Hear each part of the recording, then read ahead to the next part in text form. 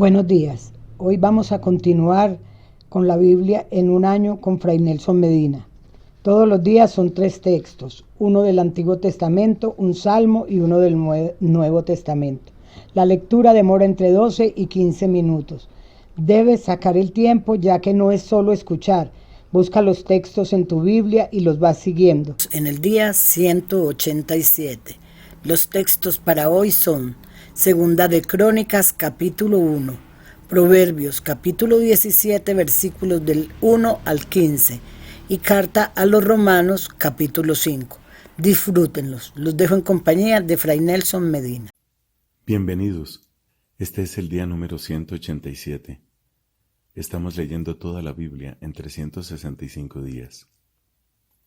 Y todos los días pedimos la gracia del Espíritu Santo. Queremos acoger la palabra de Dios con toda su fuerza, su unción, su gracia, su luz y su poder. Hoy tenemos textos del segundo libro de las Crónicas, del libro de los Proverbios y de la carta del apóstol San Pablo a los Romanos. En el nombre del Padre, y del Hijo, y del Espíritu Santo. Amén. Comienzo del segundo libro de las Crónicas, capítulo 1.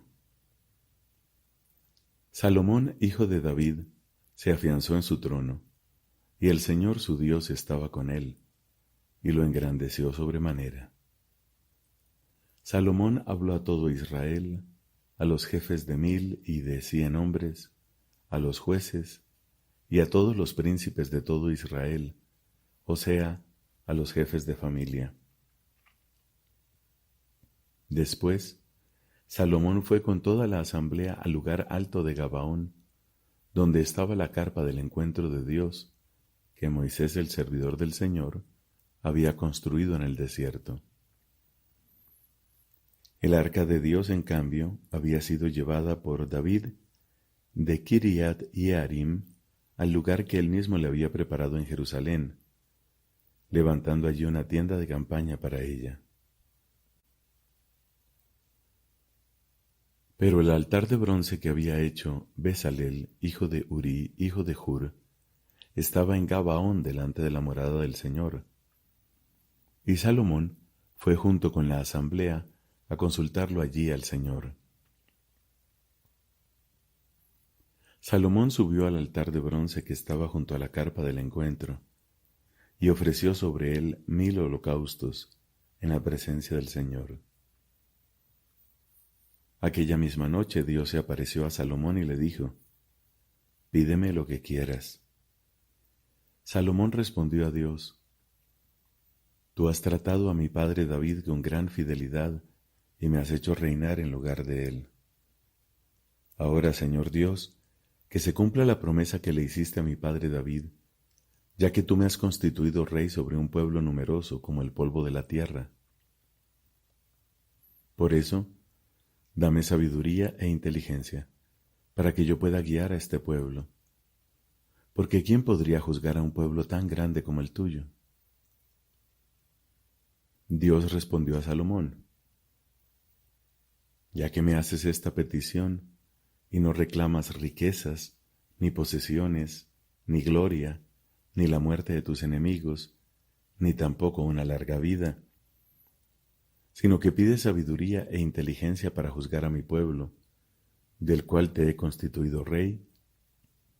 Por eso te son concedidas la sabiduría y el entendimiento, y además te daré riquezas, posesiones y gloria, como no las tuvo ninguno de los reyes antes de ti, ni las tendrá ninguno después de ti». Salomón regresó a Jerusalén desde el lugar alto de Gabaón, donde estaba la carpa del encuentro, y reinó sobre Israel. Salomón reunió carros de guerra y caballería. Llegó a tener 1400 carros y 12,000 caballos, y los acantonó en las ciudades destinadas a los carros, y en Jerusalén junto al rey. Él hizo que la plata y el oro fueran en Jerusalén tan comunes como las piedras, y la madera de cedro tan abundante como los sicomoros de la Céfela. Los caballos de Salomón procedían de Musrí y de Cilicia. Los agentes del rey los adquirían en Cilicia a un precio fijo. Cada carro importado de Musrí costaba 600 siclos de plata, cada caballo 150. En las mismas condiciones, por medio de esos agentes, se exportaban para todos los reyes hititas y para los reyes de Aram. Salomón decidió construir una casa para el nombre del Señor y un palacio real para sí mismo. Entonces reclutó 70,000 hombres para transportar cargas y 80,000 para extraer las piedras de las montañas, y puso 3,600 capataces al frente de ellos. Salomón mandó a decir a Hiram, rey de Tiro: «Haz conmigo lo mismo que hiciste con mi padre David, cuando le enviaste maderas de cedro para que se construyera una casa donde habitara. Ahora yo voy a construir una casa para el nombre del Señor mi Dios, y voy a consagrarla a Él, para quemar incienso aromático en su presencia, para presentar las ofrendas dispuestas continuamente, y para ofrecer los holocaustos de la mañana y de la tarde, de los sábados, los novilunios y las solemnidades del Señor nuestro Dios, y eso para siempre en Israel. La casa que voy a construir será grande, porque nuestro Dios es más grande que todos los dioses. Pero ¿quién será capaz de construirle una casa si ni siquiera el cielo y lo más alto del cielo pueden contenerlo? ¿Y quién soy yo para construirle una casa, aunque solo sea para quemar incienso en su presencia? Envíame entonces un hombre hábil en trabajar el oro, la plata, el bronce, el hierro, la púrpura escarlata, el carmesí y la púrpura violeta, y que sepa esculpir. Él trabajará con los artesanos que tengo conmigo en Judá y en Jerusalén, y que mi padre David había puesto a mi disposición.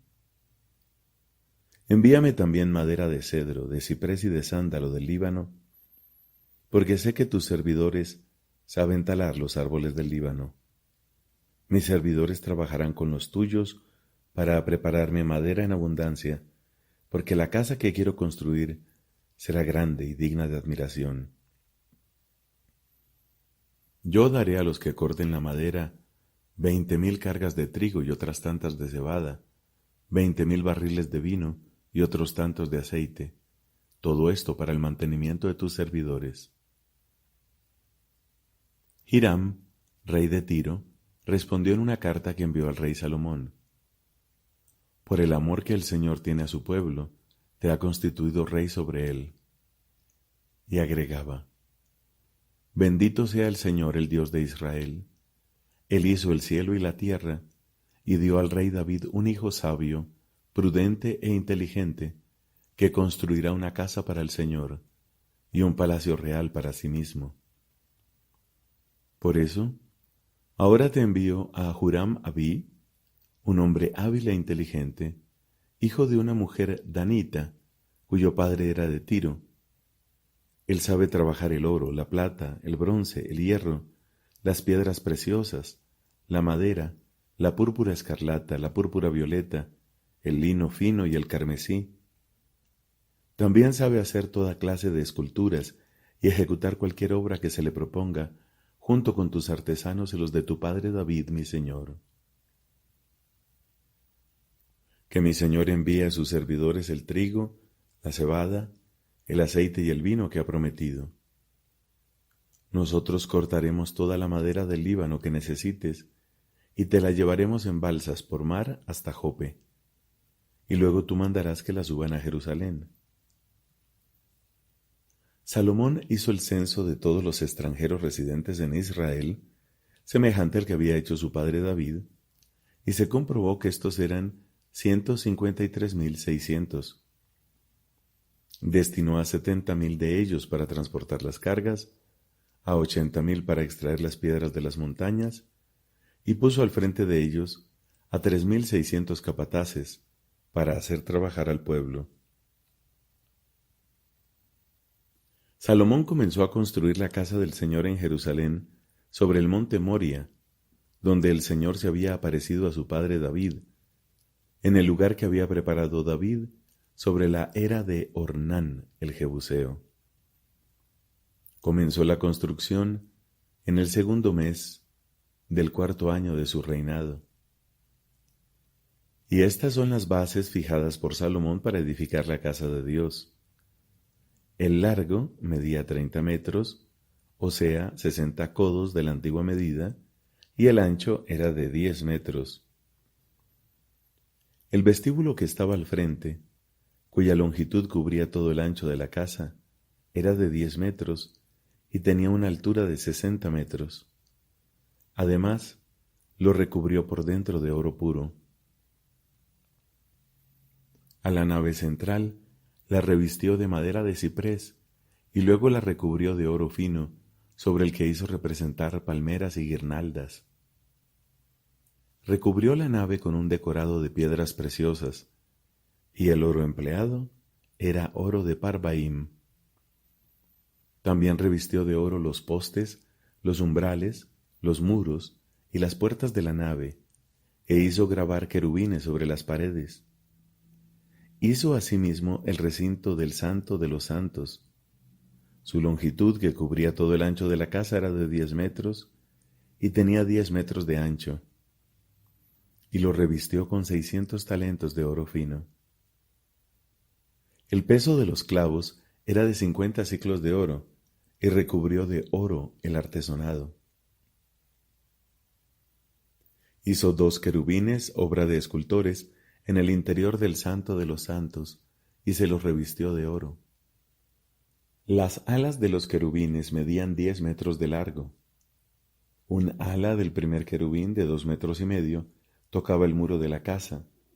La otra ala de 2 metros y medio tocaba el ala del otro querubín. Un ala del otro querubín de 2 metros y medio tocaba el muro de la casa. La otra ala de 2 metros y medio se juntaba con el ala del primer querubín.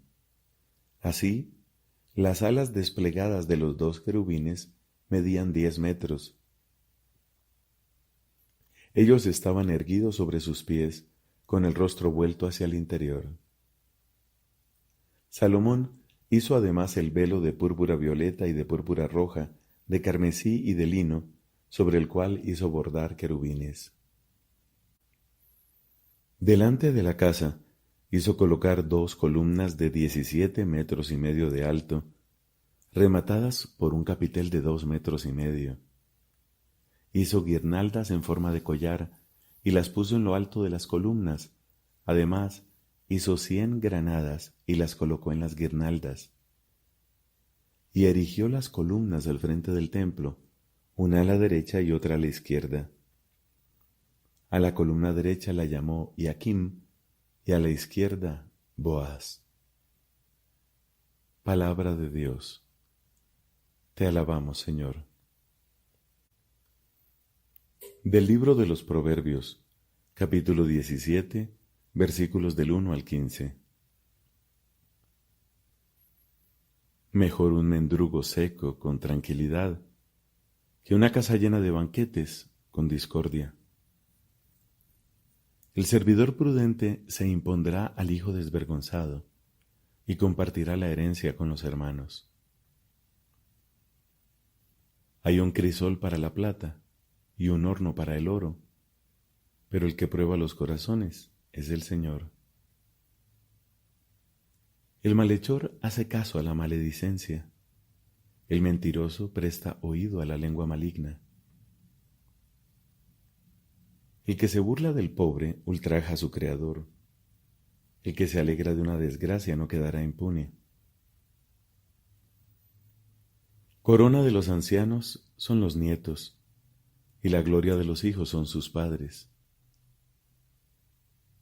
No le queda bien al necio un lenguaje refinado, cuanto menos a los nobles la mentira.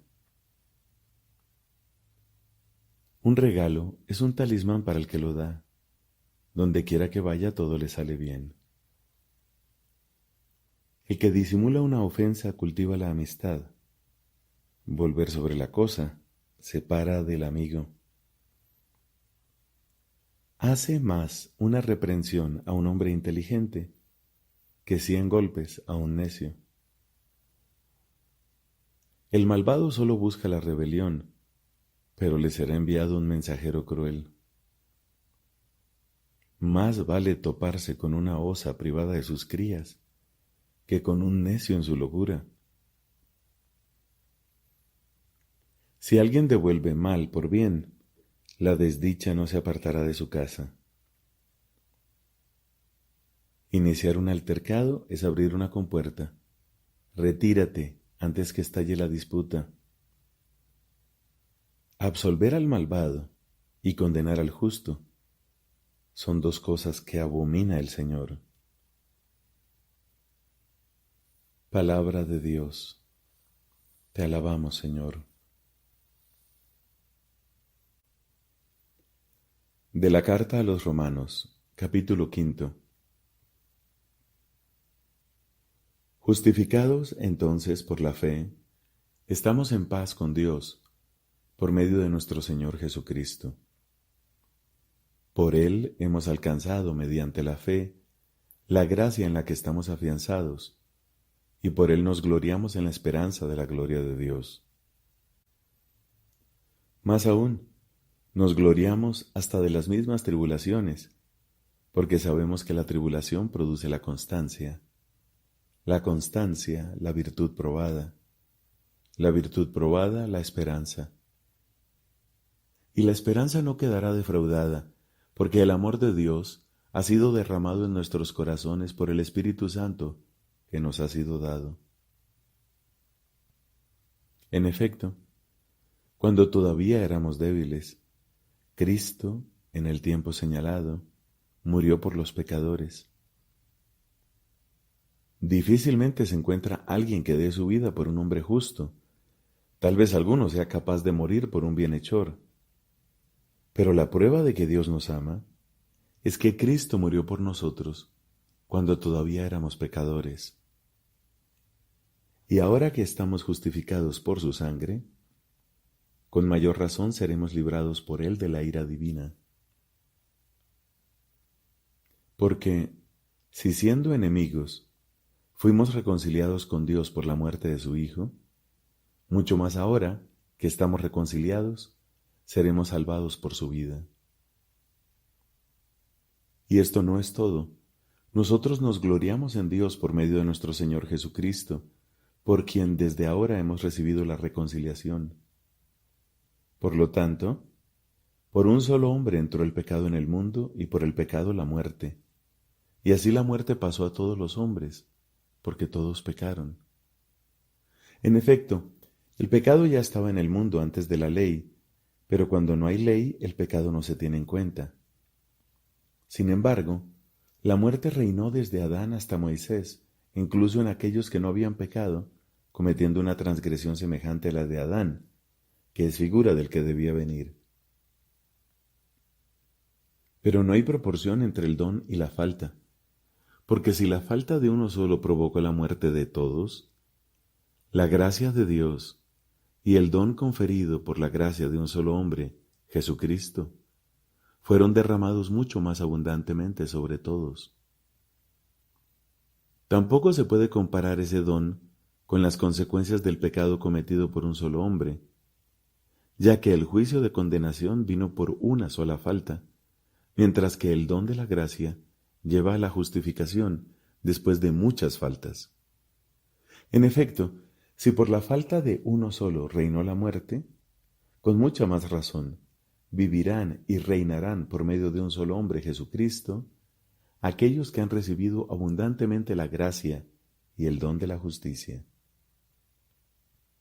Por consiguiente, así como la falta de uno solo causó la condenación de todos, también el acto de justicia de uno solo producirá para todos los hombres la justificación que conduce a la vida. Y de la misma manera que por la desobediencia de un solo hombre todos se convirtieron en pecadores, también por la obediencia de uno solo todos se convertirán en justos. Es verdad que la ley entró para que se multiplicaran las transgresiones, pero donde abundó el pecado, sobreabundó la gracia. Porque así como el pecado reinó produciendo la muerte, también la gracia reinará por medio de la justicia para la vida eterna por Jesucristo nuestro Señor. Palabra de Dios. Te alabamos, Señor.